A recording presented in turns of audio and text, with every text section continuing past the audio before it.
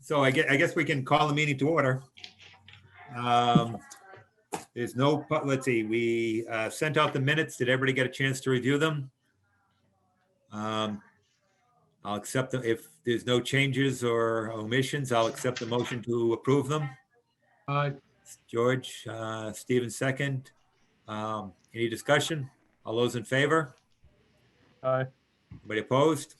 Motion carries. John, you're up. Okay, yeah, I sent out my budget. We did meet with the mayor yesterday, and everything, I guess, is all set with him, and they're going to be sending that to city council, so we're just looking for the commission to vote on it.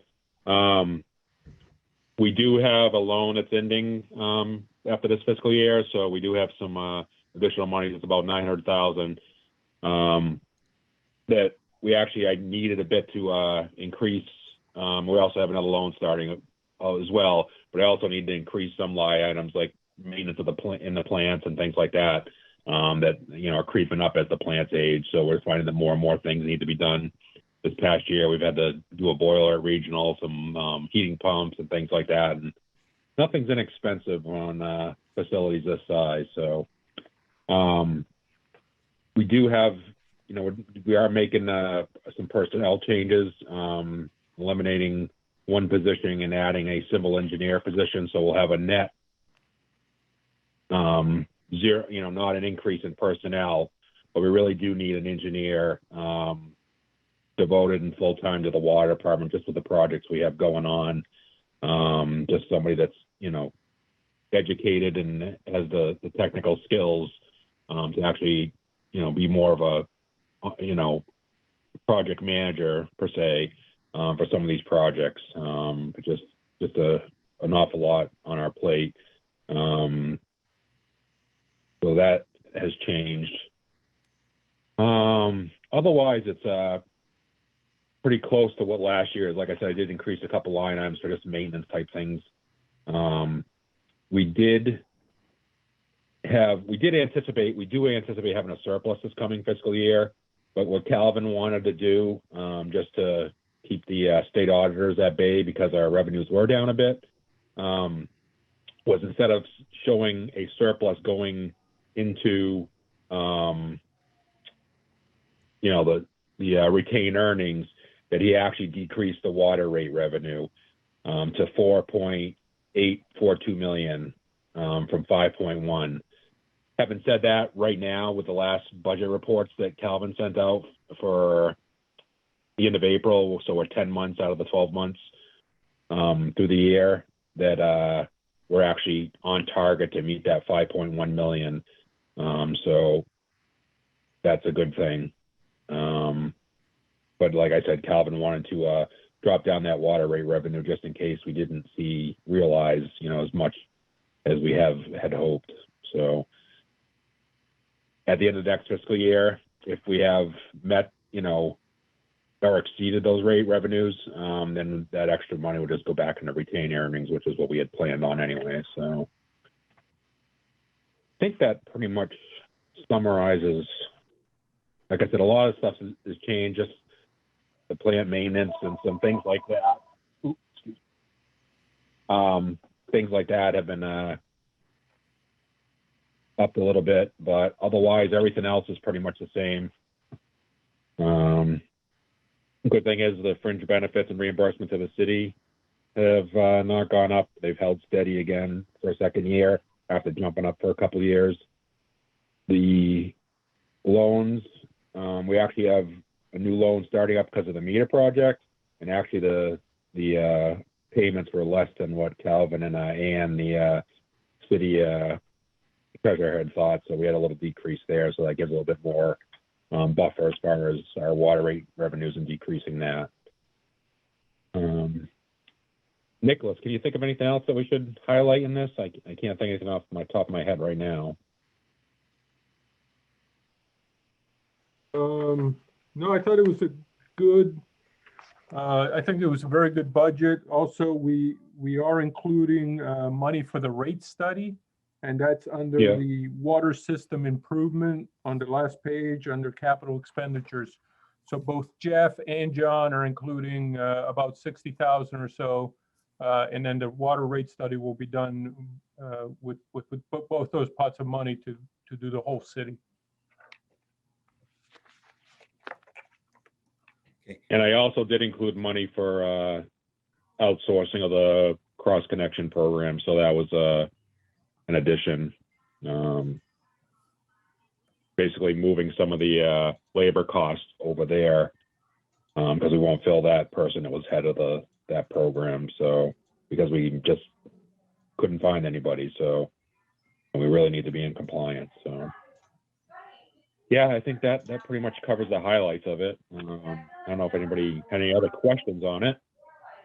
You didn't send out the spreadsheet though, did you? I didn't think I saw that. Oh, I thought I sent it yesterday.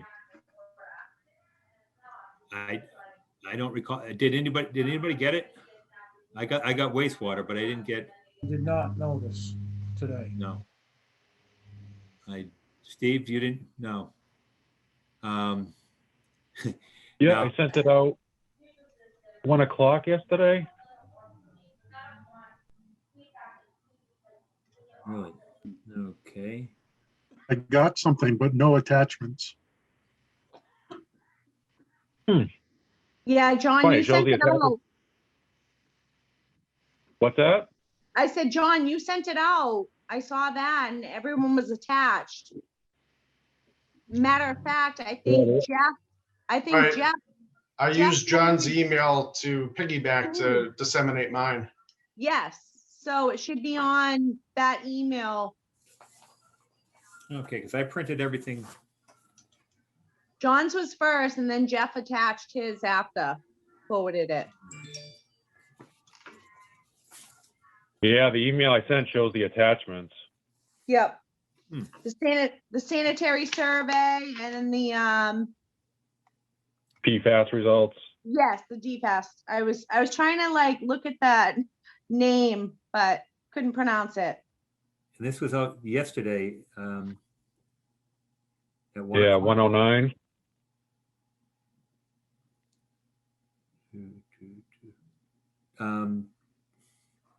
If I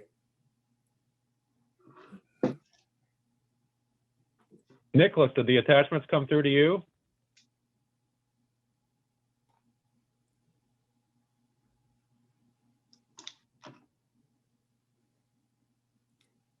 does anybody have the ability to share this on the, if we're going to be voting on this, I can forward it through email if you want. is there any way to put it on the screen, to screen share it?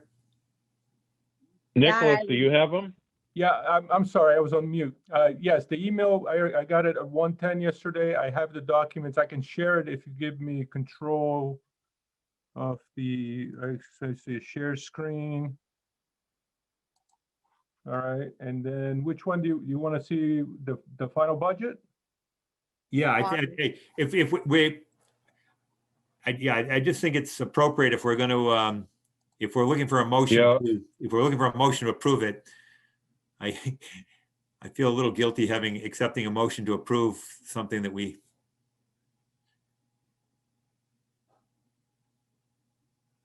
I see, okay, Can you see it there? I see, okay, there you go. All right. Yeah, no, that's sanitary, so, okay, here we go. Yep. Okay. So this is There it is. All right, the gotcha. budget. Okay, and John, the significant items that you pointed out were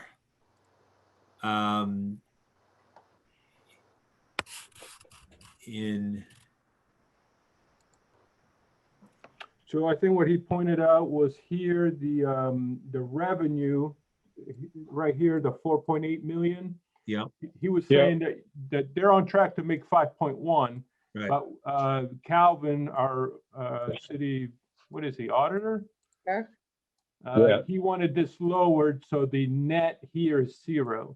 So Okay, Yeah. so the total surplus or deficit is 0. And the way he did that, he subtracted the 5.1 down to 4.8. got it.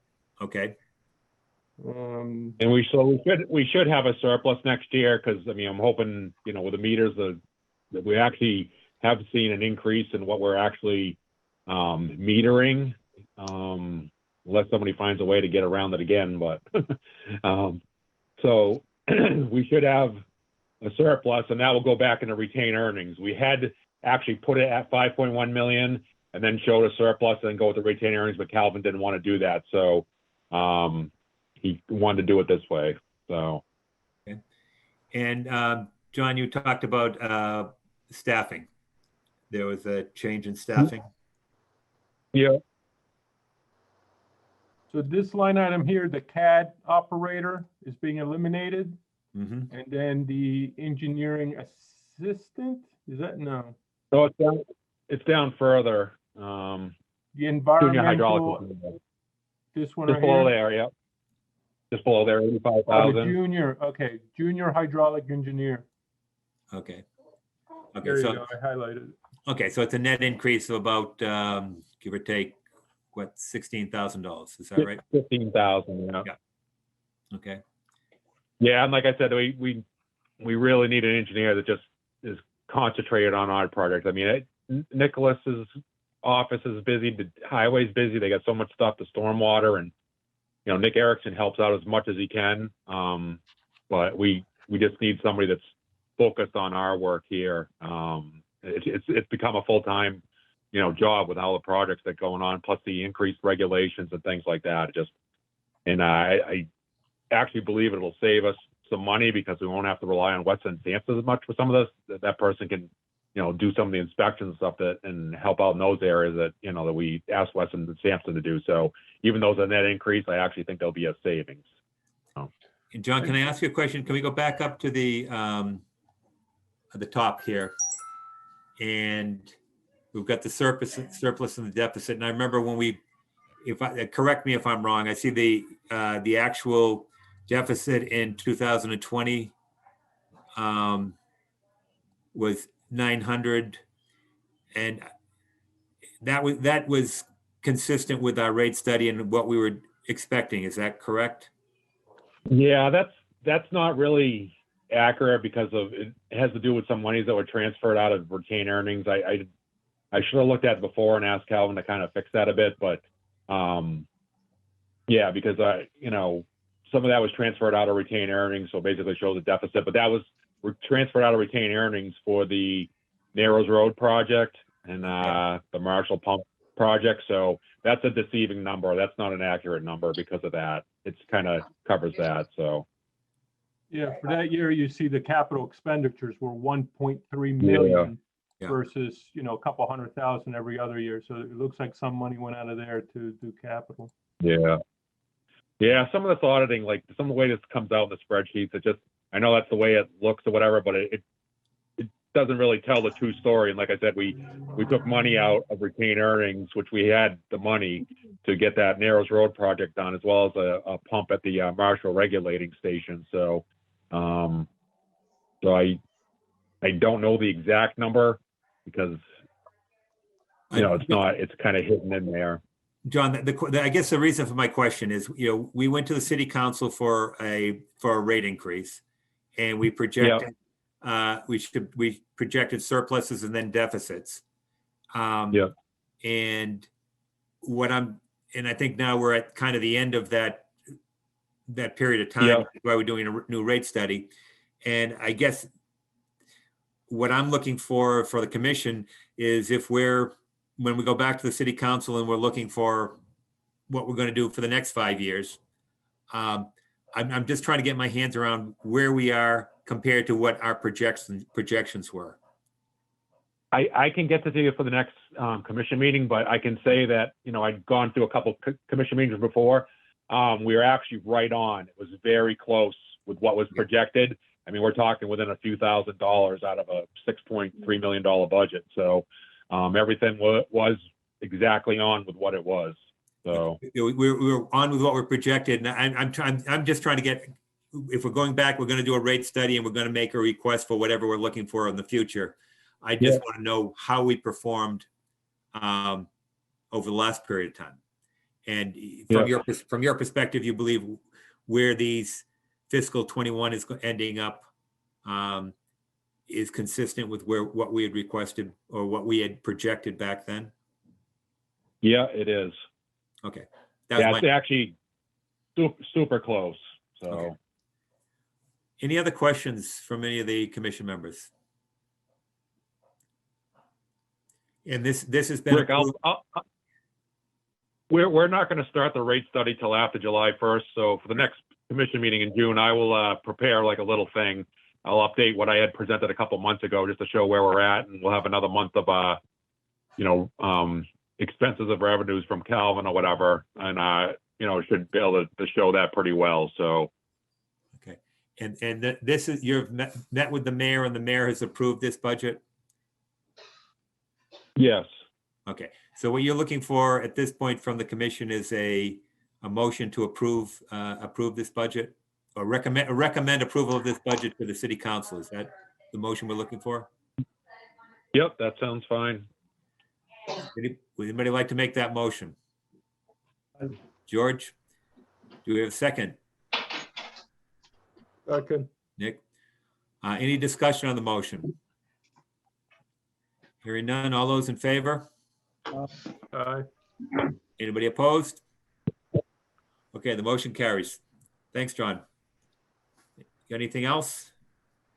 Yeah, the next item is the administrative consent order and the sanitary survey. I just figured I'd bring that up. I don't know if Nicholas can bring up that and share that. That would be great. I put together a which one table is that that? basically, that was the second attachment. Okay. It's a one pager. All right, there we go.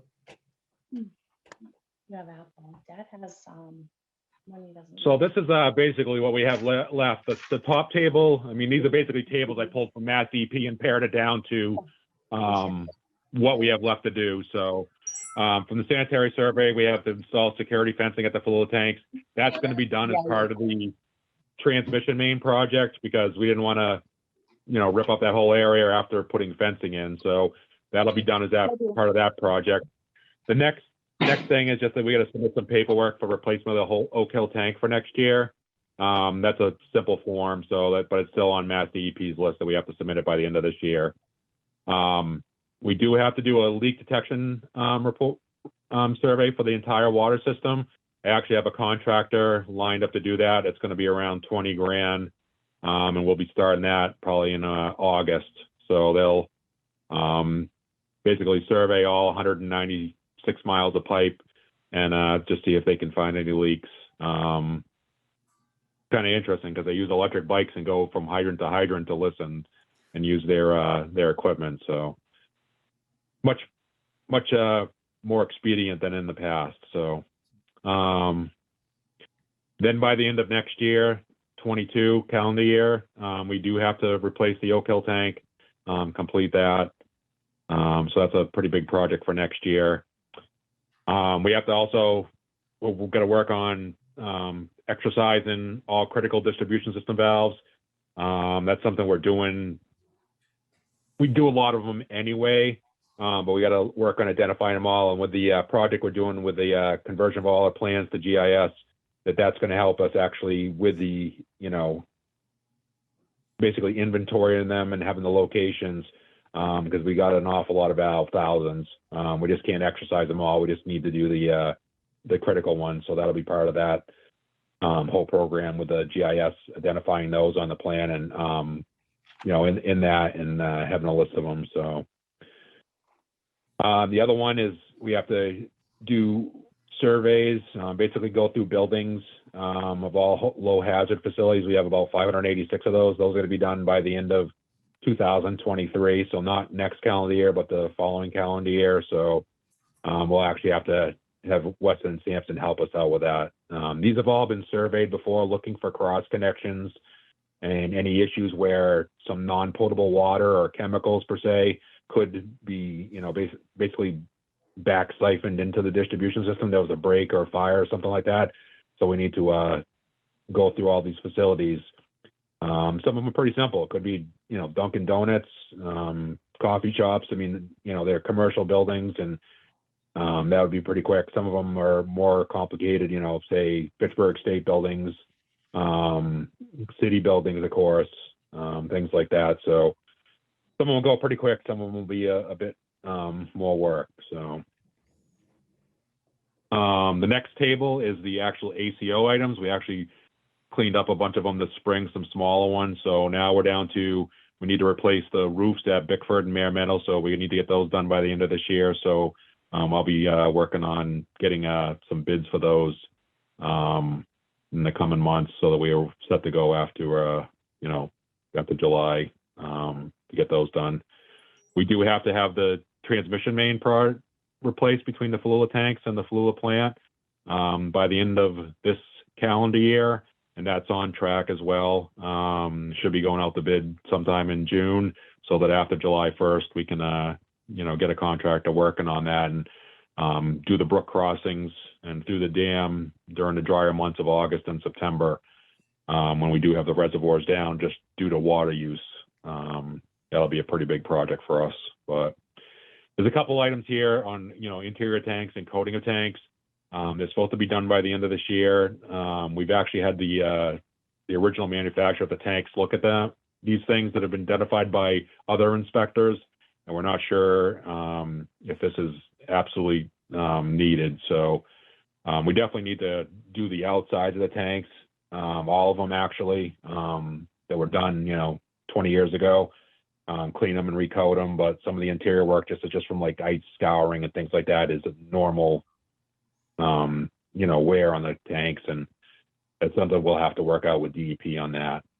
And then the last one is we have to replace the meeting house gatehouse by the end of next year. So really, the big projects this year, we're working on a SCADA, which I talked before, but the Falula transmission main this year, and the next year is that meeting house gatehouse along with the replacement of the Oak Hill tank. So, but yeah, I just want to summarize and just show you where we're at. We actually got it down. I mean, you know, sanitary survey used to be a table that was like 3 pages that, you know, just had been over time, and the consent order was something that was a couple pages. So we've got it down to this. So I think we're, you know, some of them are larger projects, of course, but I think we're really in pretty good shape. And you know, and DEP, I know that they're pleased with our progress and, you know, where we're at. So I don't know if anybody has any questions on any of those, but I just thought it would be a good thing to just summarize what we have left to do to meet all their requirements and put them in, you know, a table. Any questions for John? Looks like you're good, John. All right. And then the last item I have is the PFAS. These are the results. We did raw water and finished water at the regional plant, and we did raw water and finished water at the Falula plant. DEP is requiring, you know, because these things have, you know, they become aware of them, how prevalent they are in the environment. These are forever chemicals. Once they're in the environment, they don't break down, unfortunately. It isn't something that goes away. They may get diluted and pushed someplace, but they're still in the environment. And they're from flame retardant chemicals. You know, they're from Teflon and things like that. There's a whole bunch of different sources for them. Some of the worst ones were firefighting chemicals, and those have all been eliminated from fire departments and are no longer used. So that's a good thing. But there is still, you know, some areas where, you know, they could be contributing, you know, to their presence in the environment. What we found is that at the regional plant, we did have a detection of 2 parts per trillion.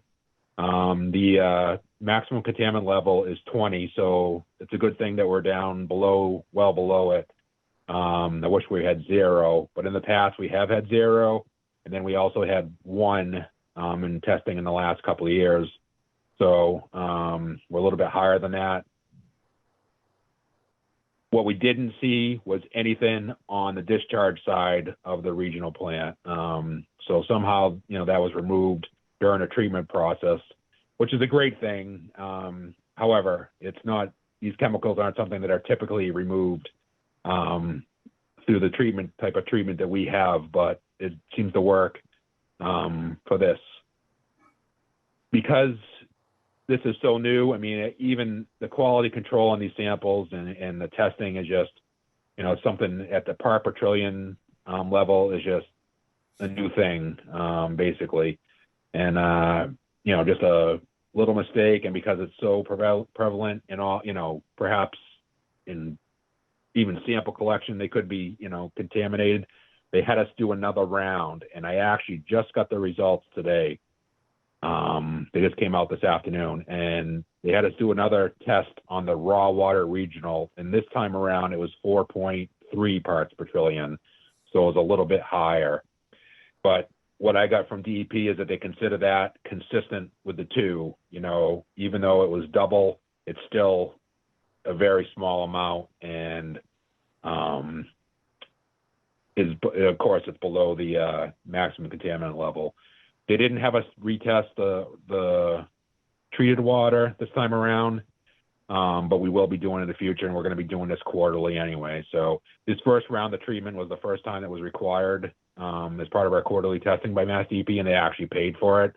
And like I said, they wanted to do another test on the raw water just to see if the results they got the second time around were consistent with what they got in the results we're looking at here.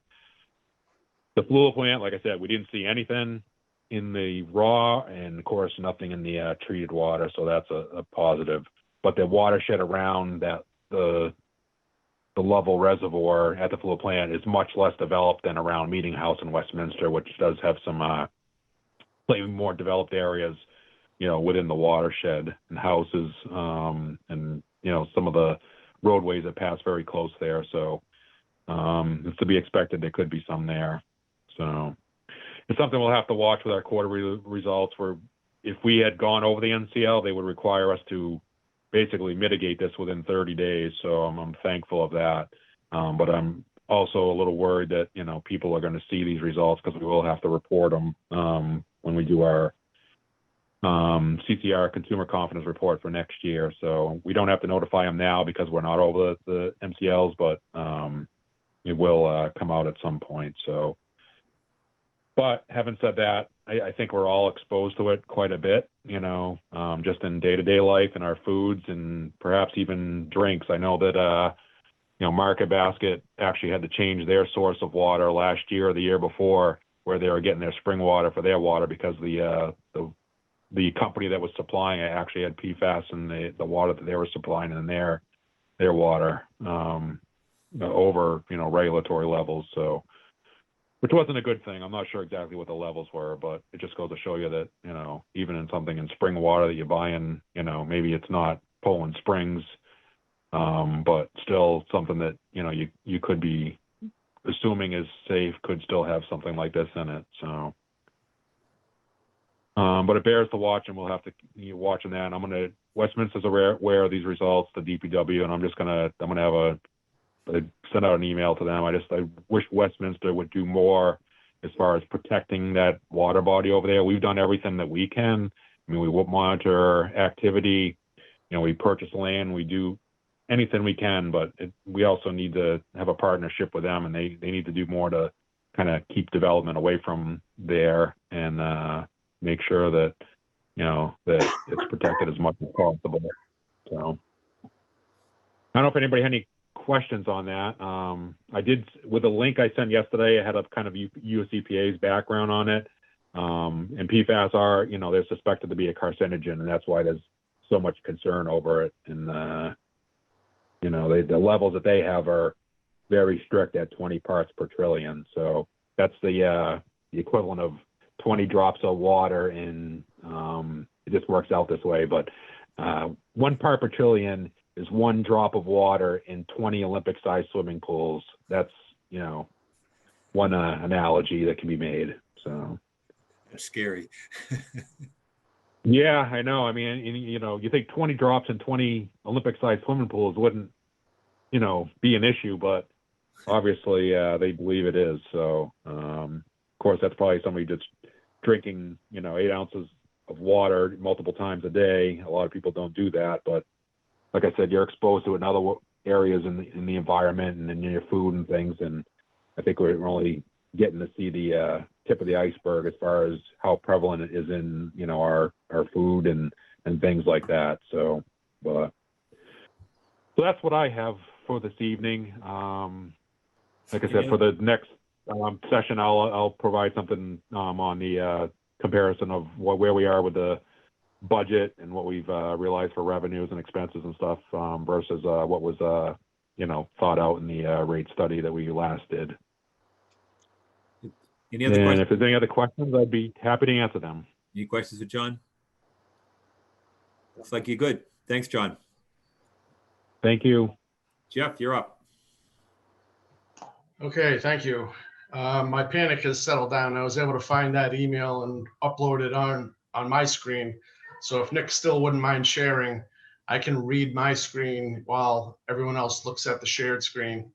Sure. So the first agenda item for wastewater is the budget, of course. As John said, I was right on John's heels in meeting with the mayor and the mayor's finance team yesterday. This budget that you're looking at was approved by the mayor.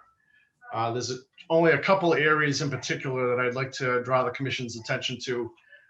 You'll notice that I'm doing a whole lot this year in this FY22. And where that's reflected is in the expense section of the budget. That's on page 3. More specifically, it's within the bottom part of that page under architectural and engineering. There was a Munis account number developed called architectural and engineering within the expense portion of the budget backed by Dick Saracen, the former city auditor. And as we've gone through past budget years, it's been shown to be advantageous to show what the major pieces of the A&E is, and instead of simply showing what the total A&E cost is. So in this case, you'll see slight indentation bump-ins of the major A&E costs that I'm incorporating into the budget. The very first one has to do with another small capital improvements project at the East Plant. Previously, wastewater had contracted with CDM Smith for an improvements project for the East Plant, and it was focused on the control room, the laboratory, and the locker room facilities within the East Plant. And in the course of working with CDM, we've had a grave concern about our gravity sludge thickening tanks. That's part of the solids management process of wastewater treatment. It wasn't a part of secondary systems because secondary systems primarily is focusing on the aeration tanks and the secondary clarifiers. So it wasn't within the scope of the last project. They're very similar in geometry and mechanical makeup and so forth as compared to the cylindrical settling tanks, except that these have covers over the top of them because sludge is actually quite odorous and it becomes a nuisance for neighbors and also for plant staff. So in this case, we're looking at original concrete tanks that have undergone the same wear and tear, use and abuse of 45 years of operation of the East Plant. So that's not only the concrete superstructure, which would need to have its surfaces rehabilitated, the concrete surfaces rehabilitated, but also the mechanical elements of the gravity sludge thickening tanks. So CDM had gone through a preliminary engineering, which was up to a 20% design. That's all we had previously given them notice to proceed on. They've come back with their 20% design. And at this stage, we're looking for them to take it from 20% design to 100% design.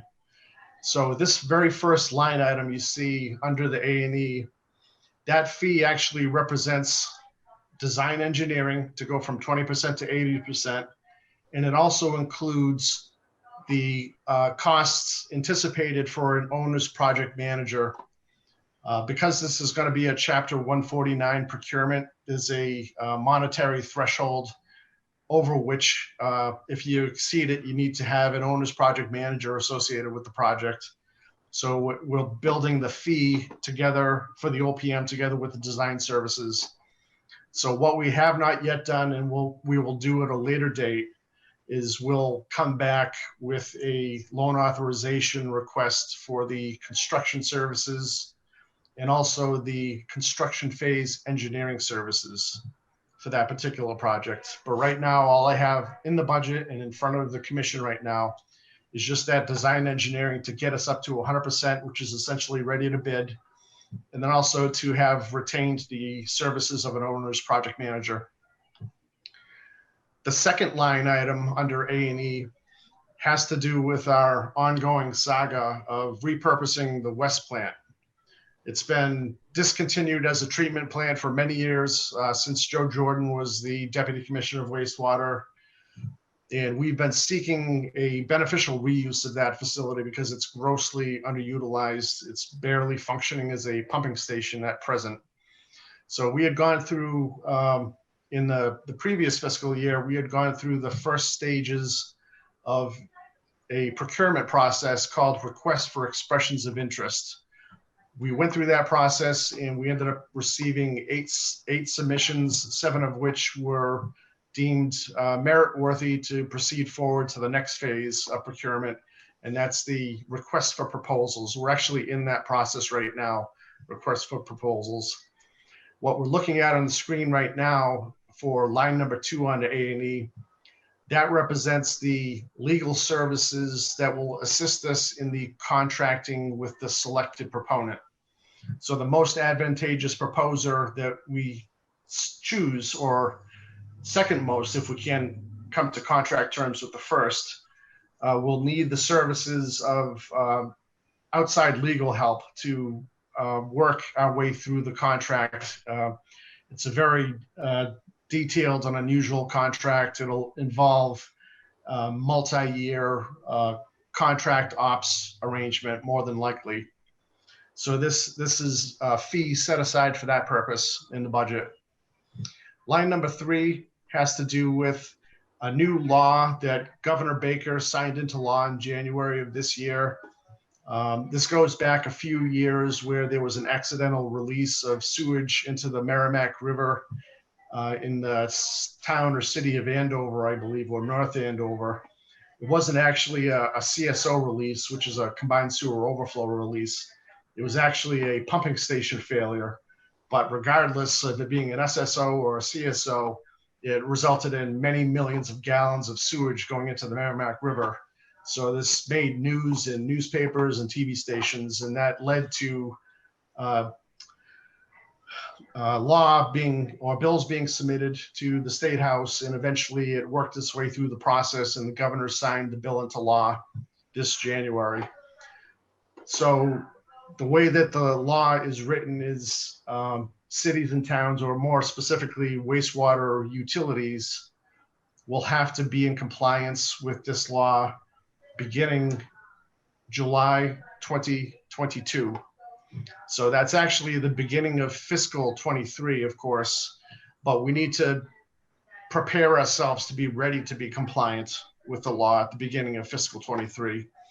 So this particular line item is for engineering services, equipment associated with CSO monitoring, and any softwares necessary for the public notification when CSOs happen.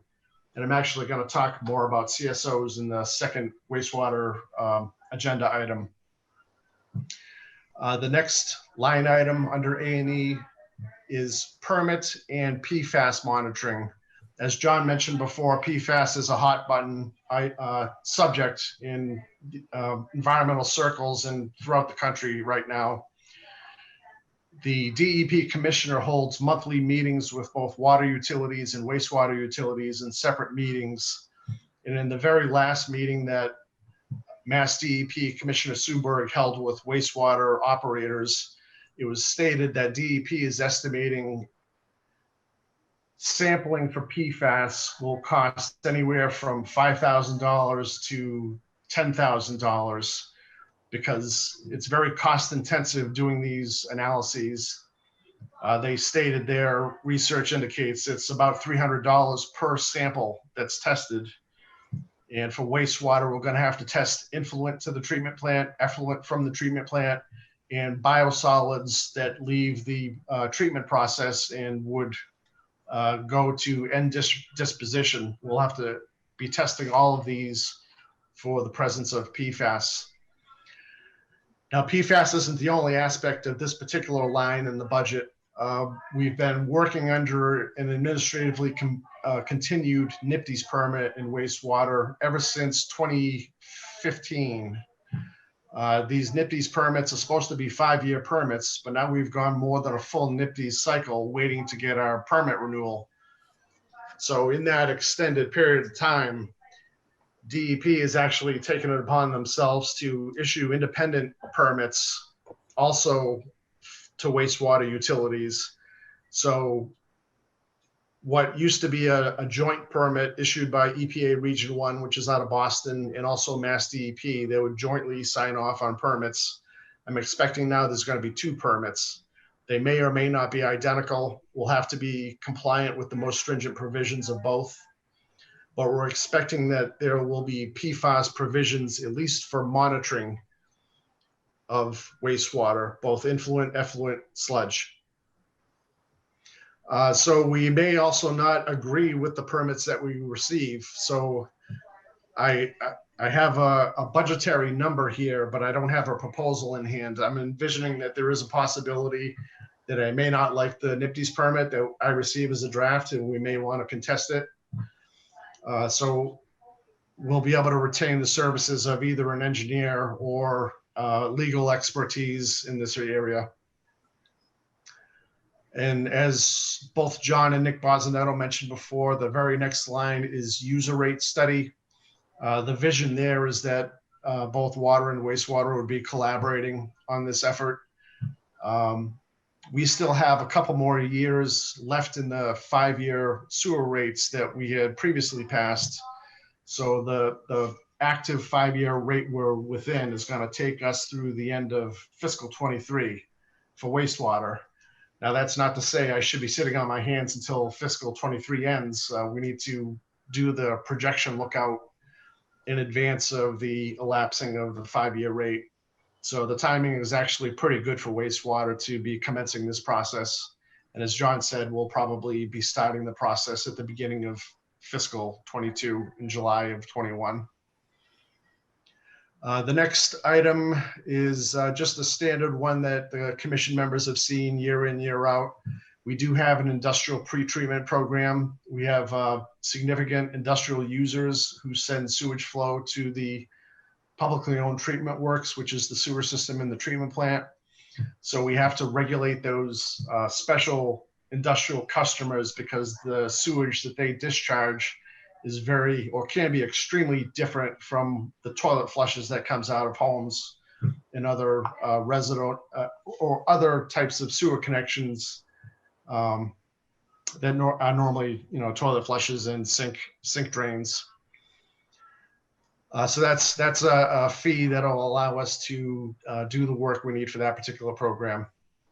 So all these pink line items, and there's also a $25,000 other line that in case another small service is needed, I'll have the capacity to do a engineering consulting contract. So all these pink line items roll up and it's 1.26 million, I think. My eyes are pretty bad. But that's a dramatically larger number than what we've done in this particular line item in the past. This sort of aspect sometimes gives city councilors concern because they like to see things linear or maybe changing by a couple percent. This isn't the type of line item in a budget that changes by a couple percent here or there. It's all tied to what we actually need to do and accomplish in a given fiscal year. And that same quality is reflected in the next page of the budget as well. On page 4, Nick. Before we move on, actually, do any commissioners have questions on these A&E items? Any questions for Jeff? One last thing I would mention, and shame on me for not taking advantage of this sooner.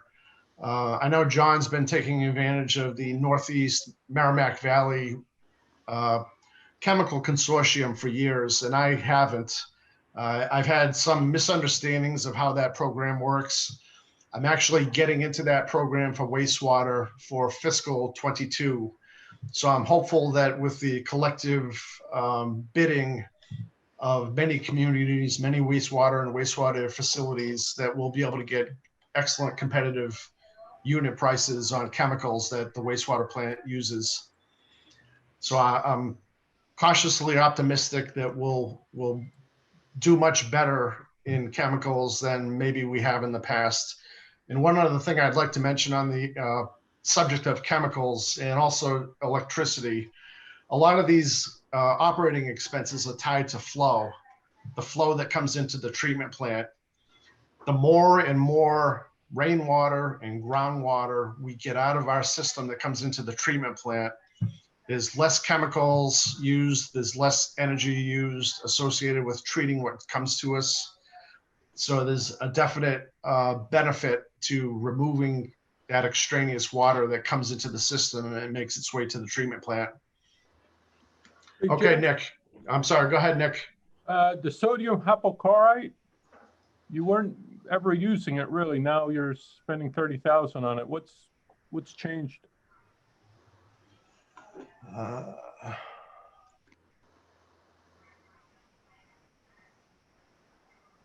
I think you're reading the wrong line, Nick. The 30,000 is infiltration and inflow. Oh, okay. I'm sorry. So what that is because of the Mass General Law 314 CMR 12, and we are a combined sewer system in our publicly owned treatment works, there's a provision within that CMR that requires mitigation of infiltration and inflow on any sewer service connection into our system that is 15,000 gallons per day or more. So we have a methodology where if someone wants to tie into our system that is at or above that threshold, we've got a mechanism where if they want, they can submit a fee payment that would comply with our cost formulas for that.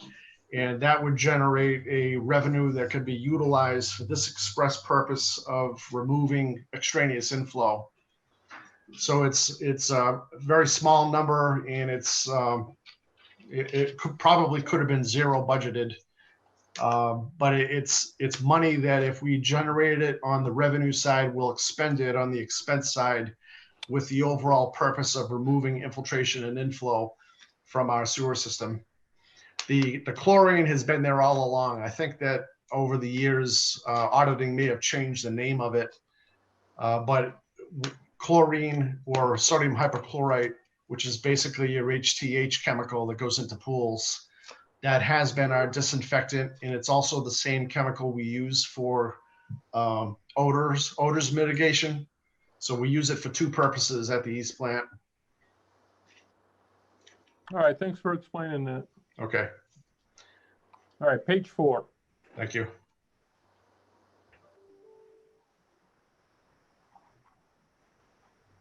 I'm sorry. Thanks, Nick. I was actually looking at my own screen and wondering why my own screen didn't advance. Okay. No, I apologize. It's actually sheet number 5. That's the one that's more meaningful. All right. This one is the capital expenditures portion of the budget. Now, in this case, we've got 2 line items, and the shading is really the ones that are talked about because they appear in this line. We're doing some fleet vehicle replacements in the collection system. These are very beaten down and busted up vehicles that we're replacing in our fleet. In the budget, as it's going to appear to City Council, the auditor rolled these into a single line item with the same budget equivalent of $150,000. The collection system repair, that's the account line that we would normally do repairs to the system, and we would also pay our on-call construction contractor out of to perform tasks, whether they're of an on-call emergency nature or if they're a planned project. The sewer system flow meters, that's a relatively small number, but this is associated with the sewer system meters that allow us to monitor flows within the sewer system. We have meters located at all of our combined sewer overflow structures that helps us to quantify the overflows that discharge from our overflow regulators, and also will end up alerting us to when an overflow starts and when an overflow ends. The bottom three shaded items, West Plant Dam Safety Risk Mitigation. The Massachusetts Office of Dam Safety had done a review of our dam. This is the impounded water that's behind or to the north of the built wastewater treatment plant property. So there were some deficiencies that were noted on the Office of Dam Safety report. So we're budgeting for the second half of those repairs. Because of COVID situations within the calendar 20 year, we weren't really able to accomplish what we had intended for phase one improvements. So we're going to try to get more aggressive on all those repairs within the fiscal 22 year. The second of the grouping of three lines, Lunenburg Street CMH's separation project. This has been a thorn in our side for quite a while. This is actually Lunenburg Street, which is Route 2A. The Mass DOT owns the road. We own the sewers. They own the catch basins, but some of the city's storm drain water comes into that line. So it's kind of a confusing, muddy, who owns it, what can we do type of situation. These are actually separated sewers and separated drains, but they share common manholes. So these common manholes within this stretch of roadway on Lunenburg Street has a high likelihood of transference either from sewage to stormwater or stormwater to sewage. And this has presented quite a few problems for us downstream of this location on on John Fitch Highway and further down the system in the Ray and Shelley neighborhood at the intersection of John Fitch Highway and Summer Street. So that when we have high amounts of rainfall getting into the system, we have some risks of basement backups in that neighborhood. So this has been very problematic for us. So we're aggressively trying to address this project in its entirety within the budget. So this line item, as you see it right here, it represents construction, it represents engineering, it represents paving. What we're going to have to do here is not only construct a dedicated sewer line, which is separate from the old utilities, but we're also going to have to make some stormwater improvements to help peel away some of that stormwater flow that gets into Mass DOT's storm drain system. Because if we didn't do that, then there would still be high risks of stormwater pop-outs as the flow flows down that storm drain, approaching John Fitch Highway and also to the discharge into Baker Brook. And then the very last line item, we're budgeting for a computerized maintenance and management system. And this is to help us with our workflow management. We're actually intending to partner together with, I believe, the other divisions of DPW, including water, if I'm not mistaken. But we wanted to get into a more computerized way of handling these maintenance management tasks instead of writing a work slip onto a piece of paper and then entering it into a spreadsheet. So that's the budget set aside for that particular software program. So that was the last item I wanted to feature as a part of the budget. So as the commission can see, we are trying to accomplish a lot within this budget, but I would also point out that we've been sitting on a very high retained earnings number. And if we continue to sit on a high retained earnings number year after year, then it starts to not look so good for us with city council. So we felt that we could accomplish what we're trying to accomplish as it's presented here, using some of that retained earnings money, as opposed to trying to appropriate monies from either for borrowings for either engineering services or for construction. So with that, I'll see if the commission members have any questions. Questions for Jeff? I'm good. Good explanation, Jeff. So same as John, I would request a motion to recommend the budget to city council. Someone would like to make that motion? Aye. George, do I have a second? Second. Okay. Any further discussion? Hearing none, I'll take a vote. All those in favor? Aye. Aye. Opposed? Motion carries. Thanks, Jeff. What else you got? Okay, the next major item that I had before the commission, I've been trying to get my ducks in a row with all the spending that has to happen. And of course, that gives us all heartburn anytime Jeff Morosky has to say spending. But we're in a tight spot. We're in a consent decree. We've got a lot of things that we've got to do, and we've committed ourselves to do that legally by entering into a resolution settlement agreement with the feds, the state Department of Justice. So the commission members may remember from when we had done presentations on the wastewater management plan, which is the last remedial measure within the consent decree. What we're doing with the wastewater management plan is we're doing a look ahead to what still has to be done. Some of the commission members, probably you, Rick, probably George, remember that we had two projects for the sewer system that were hard written into the consent decree.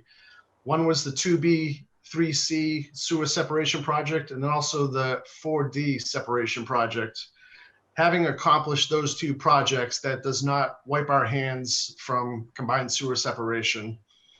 The wastewater management plan looks at what we've done and what we still need to do in order to come into compliance. And based on the use attainability of the river and its rating in the eyes of the regulatory authorities, we really can't avoid going towards 100% separation unless it's at the very tail end, potentially. The very last project we intended to do for sewer separation was the regulator 064, which is on the trunk line as it's approaching the treatment plant. And as we peel off all these sections of the city, it may possibly come to pass that that 064 regulator won't be at risk of tripping and discharging CSO into the river if we've gotten all this upstream stuff out of the way.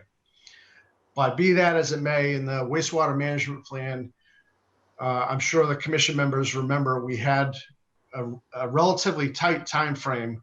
9 years sounds like a long time, but it's not a long time when you're dealing with large-scale capital projects. So we presently have a sewer separation project ongoing, and that project ongoing is the CSO 007, 011, 039, and 048 separation rehabilitation project. That project is going well. In fact, we've already closed one of the 4 regulators that are associated with that project. However, that said, we have to be in the preparation stages for our next project while the current project is being built. So what the commission members are looking at on the screen right now, this green shaded area, that represents DPW wastewater division's interpretation of what the project limits are going to be for the Main Street separation project. This is actually going to be the biggest project that we will do to date at the time that it comes to perform this project. The estimate from Weston and Sampson engineers that this construction is going to be north of $20 million. So at this time, what we need to do while the the other project is under construction is we have to start doing evaluations of this area to define the limits of the project, and also to determine exactly what we need to do within the project area to accomplish the separation that we need to accomplish. So what I'm putting before the commission tonight is a request for approval to appropriate $4 million for the investigation services and also for the design services. There's two elements to this appropriation. The first piece, this is essentially like the sewer system evaluation work that's taken place in the city. What we're doing is CCTV analysis, we're doing smoke testing, we're doing property inspections, looking for sources of infiltration and inflow. So these type of studies is what really determines what we need to do and where we need to do it. Because this qualifies under the SRF program as planning activity, we applied for and were accepted into the Mass DEP intended use plan for this investigative service piece. So we have the ability to borrow funds at SRF interest rates for that piece. Now, what's not eligible for SRF is designer services. So they almost go hand in hand with one another, but the investigative services is kind of a pre-design activity. But within this appropriation, I'm making a request to appropriate the funds that will cover both of these aspects.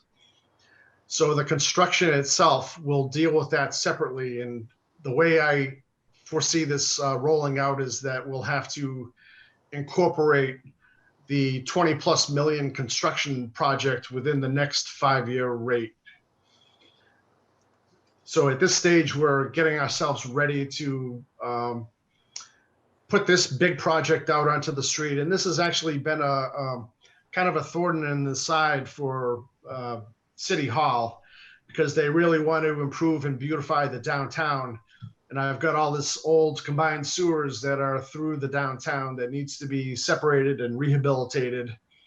And actually Unitil is going to be going out there ahead of us and doing the normal preparations that they need to do, upgrades that they need to do in advance of wastewater coming in there. So once the wastewater project is completed, and I'm not quite sure if John wants to run parallel with me or piggyback behind me, if he needs to do any water improvements within this corridor. What we'll end up doing is having a Main Street corridor that will be ready to be beautified in the way that community development likes to beautify things.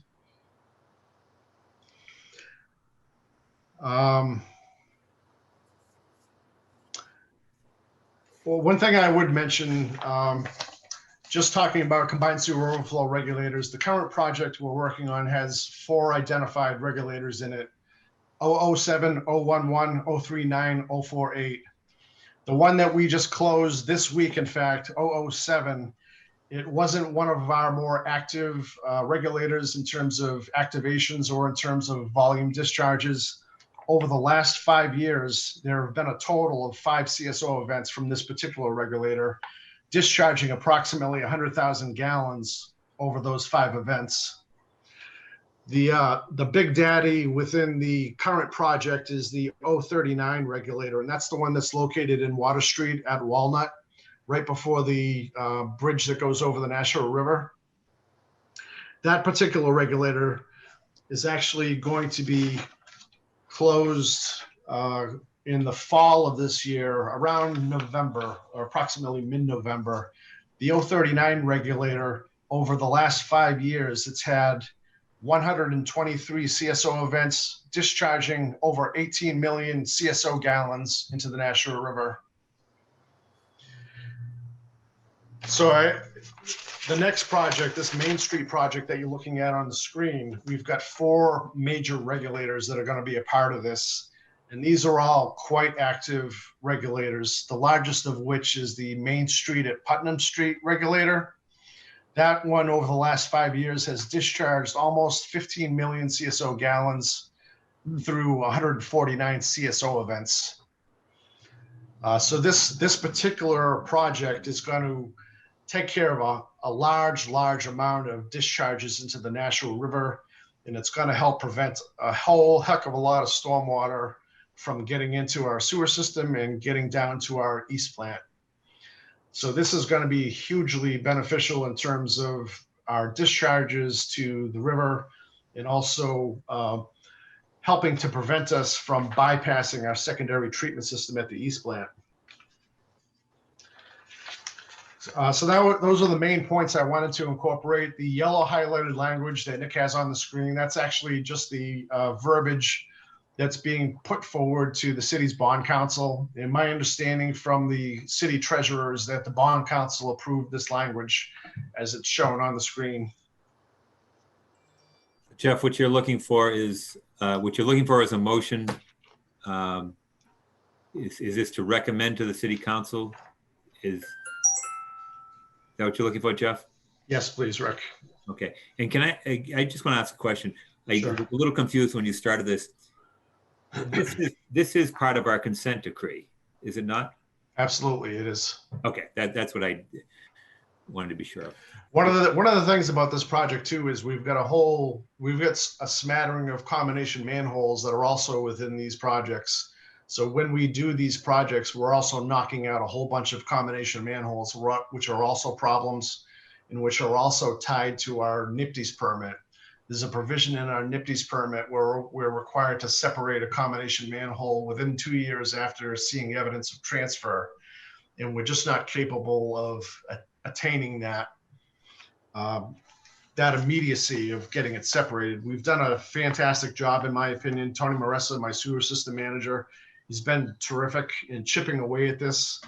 One of the projects later in the calendar year, where we've got a CMH separation project that we'll be intending to do another borrowing authorization for, where we'll separate 107 combination manholes. And that'll bring us down to very small numbers remaining in the city. And this has kind of been another source of tension for me, because any time now, at the drop of a hat, I could get an administrative consent order to address these combination manholes. And when that happens, it's done on their terms and not on ours. Okay, we've got a recommended motion. Would someone like to make the motion that we recommend to the city council the appropriation and the highlighted words that Jeff has? George makes a motion. Do I have a second? Steve? We have a motion made and seconded. Do we have discussion on the motion? Hearing none. All those in favor? Aye. Opposed? Motion carries. Any more? Going to spend any more of our money, Jeff? I'm so good at it, Rick, aren't I? In terms of agenda item updates, or as I mentioned, this appropriation is only specific to the next separation project. There's some things that we'll deal with later. There's immediacy associated with this because it's so tough on the timeline to accomplish what we need to accomplish that we really had to focus on this one and put it forward ahead of other projects. So later in the year, we'll circle back with an appropriation associated with that plant project I made reference to, the CMH separation project I made reference to, but we'll cross that bridge at a later date. In terms of other updates, I mentioned that the current project is going quite well. We separated a CSO regulator. The contractor's been fantastic to work with. I hear all good things. Hopefully it just keeps going forward. These are large projects, and ultimately some people won't be happy with it, but our engineer is working well with constituents. Our contractor is very responsive to needs when they're made known to us by constituents. The other project that we had going was the Highview Street sewer rehabilitation project that was being done by Blue Diamond Equipment. That project has moved along quite well. We've done a lot of restoration work of lawns and damaged driveways. And we're actually going to be having the cured in place pipelining system starting to be installed tomorrow, if I'm not mistaken, or Friday this week, very shortly. And it won't take a whole heck of a lot of time to be able to accomplish this project with the scope of that Highview Street project. So it'll, from start to finish, it'll probably be less than a week's time once the CIPP subcontractor comes into town.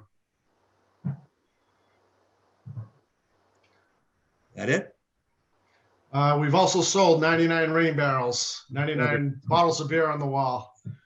So it's gone quite well. That the purchase program is going to be ending in early June.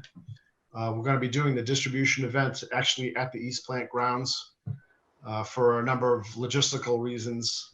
But again, it's been a pretty good year, not quite as good as last year. Last year, we sold over 170 rain barrels, but right now we're knocking on the door of 100. Very good.